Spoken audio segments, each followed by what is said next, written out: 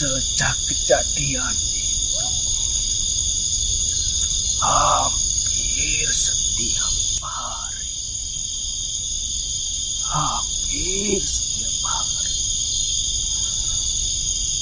ada orang sakit, ada orang mati.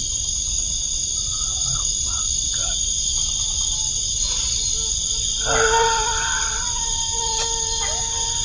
saya benar, pagi sakit, malam mati, malam sakit, pagi mati. Itu hampir setiap hari. Petinggi-petinggi wilayah ini semuanya dikumpulkan dari Tungku sampai raja berkumpul di aula. Mereka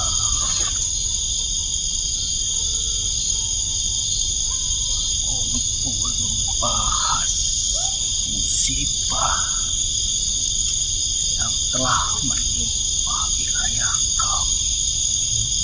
Tepatnya di sini.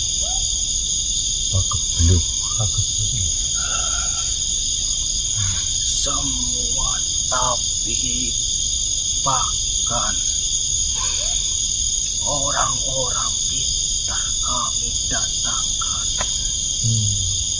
Tidak satu dua, bahkan banyak sekali kita panggil untuk menyelesaikan masalah ini. Tapi dari mereka satu pun tidak ada yang mampu. Kami semua sampai pusing. Kami semua sampai bingung harus berbuat apa. Karena yang membuat kita sakit, yang membuat kita pusing, yang kita rasakan, semuanya sudah tidak karu-karuan. Karena yang mati itu masih anak-anak ataupun masih lajang. Yang kita khawatirkan bagaimana masa depan wilayah ini kalau generasi kita semuanya mati. Bahkan yang baru dilahirkan pun mati. Yang kita herankan seperti itu. Yang tua-tua yang sudah meninggal, dia paling hanya sakit demam, tidak sampai mati. Mohon maaf sekali yang kalau boleh tahu peristiwa itu dikarenakan sebab musababnya itu apa ya? Kalau saya tahu, mungkin sudah selesai. Kau pikir di sini hanya tinggal segelintir rumah? Itu kenapa? Karena sampai sekarang masalah itu belum selesai. Nah, hanya dengarkan. Kita pun melakukan rundingan kembali. Kita mengumpulkan semuanya, bahkan warga-warga kita kumpulkan. Kita di situ sudah berdoa, pasrah, apapun yang terjadi kita terima. Setiap malam, bahkan setiap saat kita semua berdoa yang dulunya banyak senyuman, yang dulunya banyak anak kecil tertawa, yang dulunya bahu-membahu menanam tanaman, nanam padi, nanam sawi, sudah tidak ada. Mereka sibuk berdoa, mencari jalan bagaimana pabrik itu selesai. Dan suatu hari, di saat kita benar-benar sudah terburu, banyak orang tua yang bunuh diri karena sudah tidak bisa menahan rasa sedih yang menghantupkan semua ini. Kita para petinggi wilayah sudah benar-benar pasrah. Di waktu itu datang seorang, dia memakai jubah hitam dan menutupi semua mukanya, hanya terlihat matanya. Dia memegang suatu tongkat, berjalan pelan mendekati baginda raja. Dia mengatakan bahwa dia sanggup menyelesaikan masalah di tempat ini, menyelesaikan semua geblok yang ada di tempat ini. Kami pun waktu itu kita gak percaya sama mereka ataupun sama dia, karena mungkin waktu itu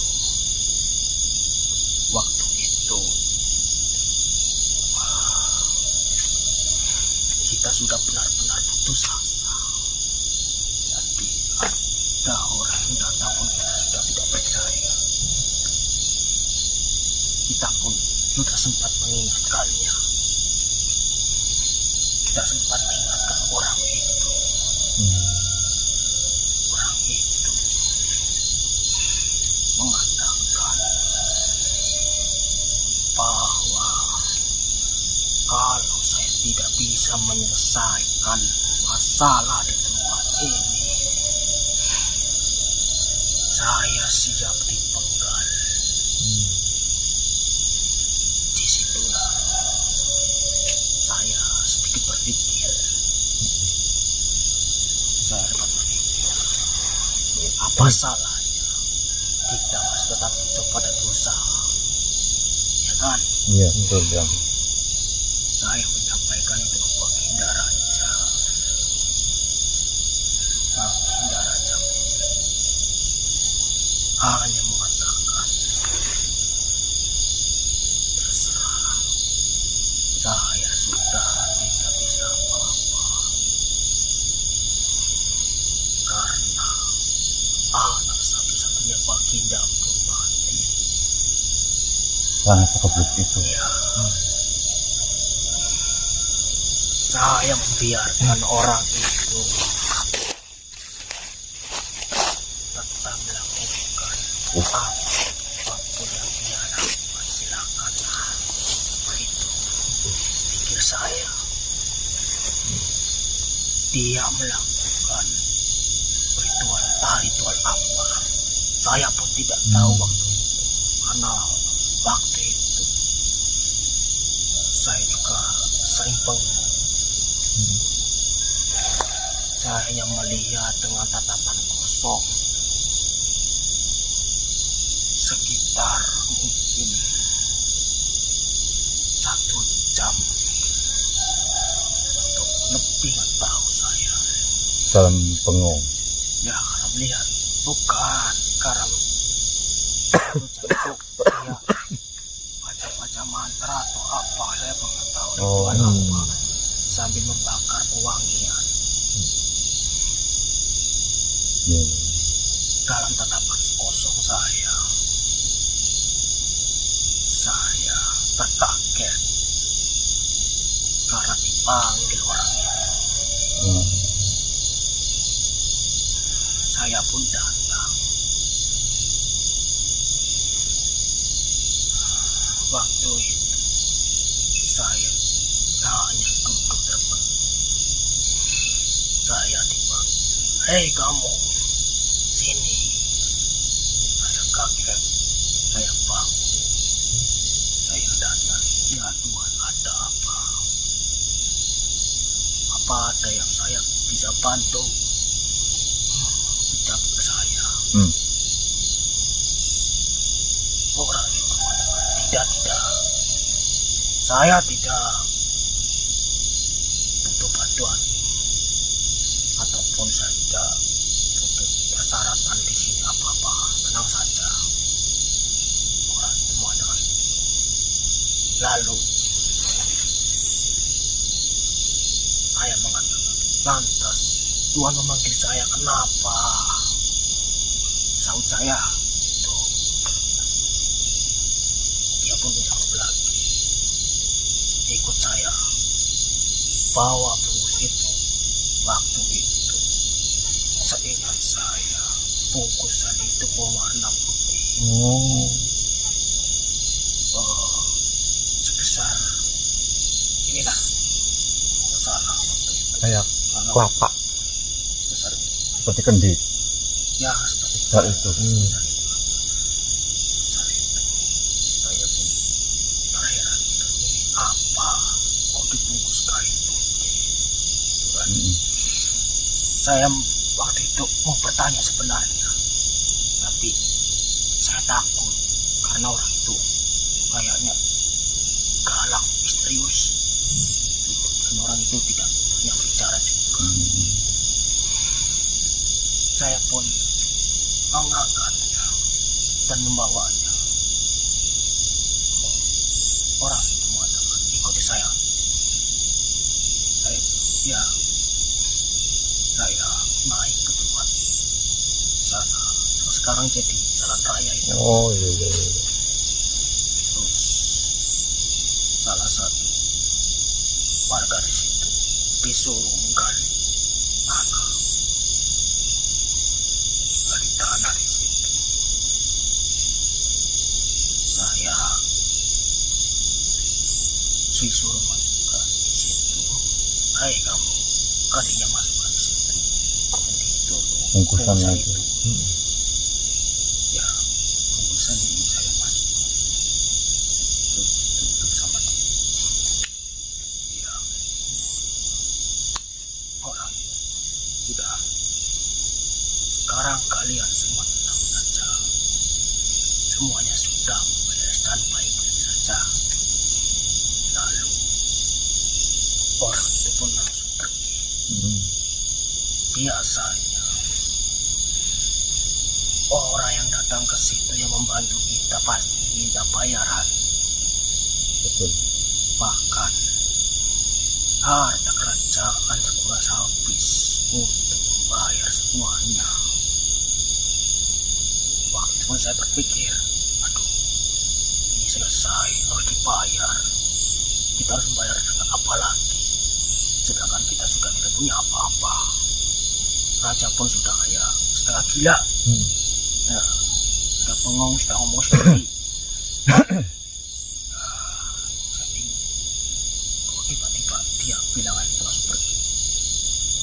Saya bilang, ini orang aneh. Orang ini aneh. Biasanya orang seperti itu datang, apalagi orang itu tidak diminta, pasti ada maunya ini, pasti dia minta bayaran yang besar. Saya berpikir seperti itu. Pikirannya yang ada udang di balik batu. Ya, udah kita bayar besar, kita mau bayar pakai apa ini, pikir saya. Tapi setelah selesai dia pergi. Saya pun heran. Saya berpikir lagi di situ. Ini ini apa? Kita dapat masalah seperti ini, tiba-tiba ada orang yang datang membantu kita. Selesai langsung pergi. Apa itu orang? Kiriman dari Tuhan untuk membantu kita karena kita sudah putus asa. Kita di situ kita berdoa walaupun kita tidak percaya semua. Itu pasti orang cuma bualan belaka. Cuma ingin cari perhatian lah. Nah, kita pun tidak terpikirkan dah. Yang penting dia tidak minta bayaran dah. Kita sudah lega. Kita jalani dan semua yang akan ada dengan mereka hidup sudah tidak semangat. Satu persatu mati karena mungkin ada usia juga.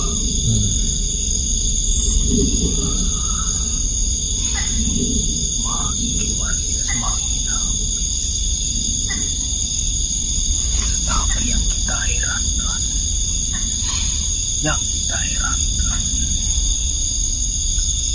setelah 40 hari orang itu datang, ada warga yang melahirkan.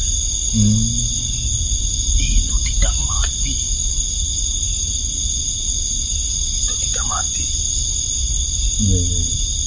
Saya pun heran. Saya pun Terkagum. bukan. Saya sakit.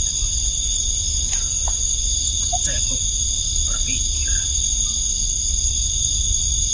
paling 7 hari mati.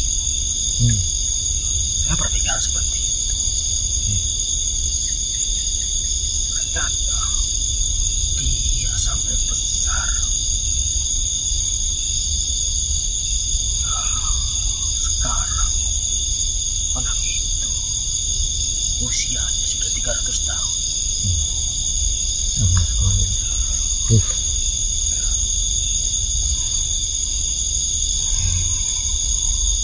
Padahal kita bangsa manusia paling 70 ke 80.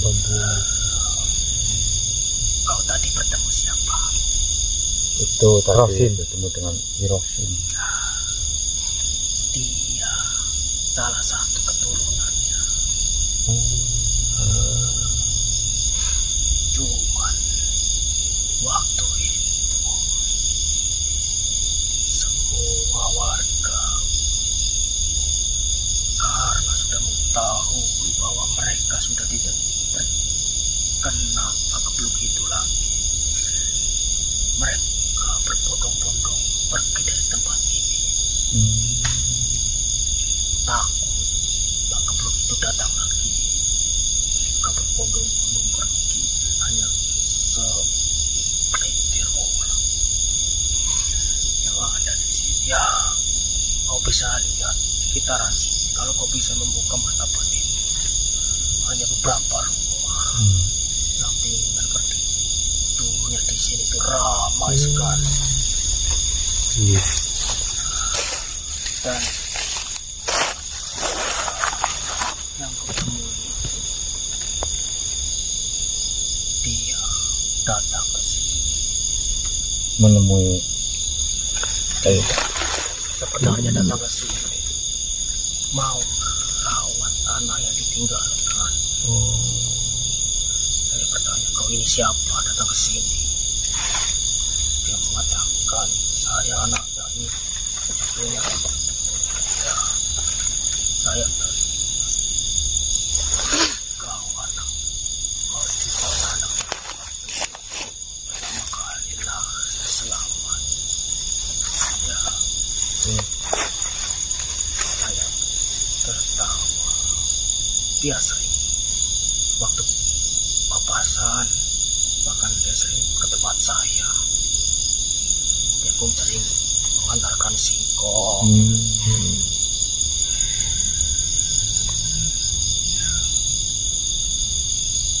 Dan untuk wilayah ini sudah runtuh. Sekarang hanya warga-warga biasa yang bertahan di sini, termasuk saya. Mohon maaf ya, kalau boleh tahu itu temui itu pada pindah kemana ini? Saya pun tidak tahu, tapi ada beberapa yang petinggi-petinggi kerajaan yang masih hidup dan masih menetap di sini. Tapi itu warga-warga semuanya pada pindah. Kalau raja masih ada, gila. Dia berusia sekitar 700 tahun kalau nggak salah. Kalau saya sudah 1000 tahun.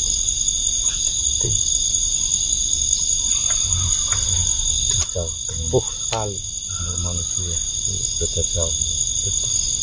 Ya, dan kau tadi menanyakan apa tikungan yang di atas itu yang Iya, jannah ya. betul ya. Ya, sedikit yang saya tahu semenjak ada apa itu jalan ya, jalan di situ. Saya pun heran kok banyak orang mati di situ. Hobi mungkin ya. Nggak tahu itu ya. Saya pun tidak tahu kenapa pada mati di situ. Enakan mati di kasur ya kan. Saya pun heran. Tapi saya pernah melihat kejadian masih ada orang mati di situ. Yang dibawa besar gagah. Dia berpakaian kerajaan, dibawa, saya nggak tahu dibawa kemana. Karena saya pikir paket truk ini sudah selesai. Ya hanya sekedar itu. Dan kalau saya perhatikan jalan di sana, yang pada mati di situ itu pada datang ke situ. Setiap Malam-malam tertentu. malam Jumat atau malam apa itulah, dia pasti pada kumpul di situ, nggak tahu kenapa. Itu mohon maaf korenya atau gimana? Kurang tahu, mungkin bangsa seperti itu. Jadi hanya itu saja yang saya tahu. Ada yang ditanyakan lagi cuma Ya barangkali mono sekali ya. Yang kan umurnya mungkin sudah beribu-ribu tahun, sudah menguasai tentang wilayah ini. Pasti tahu lah seluk-beluk tentang Dewa Jumlah itu yang saya kan sudah tadi katakan. Saya tahunya setelah dibangun jalan itu, sering pada mati di situ. Manusia-manusia sering pada mati di situ. Saya pun heran. Dulu di sini anak-anak kecil pada mati. Oh, sekarang semenjak ada jalan itu, entah itu tua, entah itu muda, pada mati di situ. Hobi mungkin. Ya. Atau mungkin itu tempat atau mungkin mati yang paling enak. Kalau saya sih kalau mau mati ya di kasur.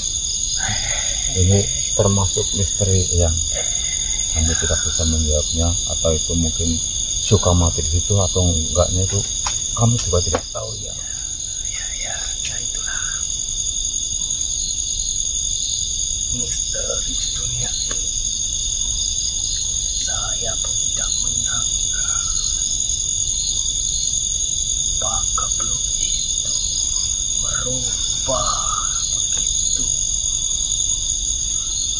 banyak tentang kehidupanku, sampai akhirnya ada orang yang menyelesaikannya. Saya pun tidak disangka-sangka yang kita sepelekan malah menyelesaikan masalah.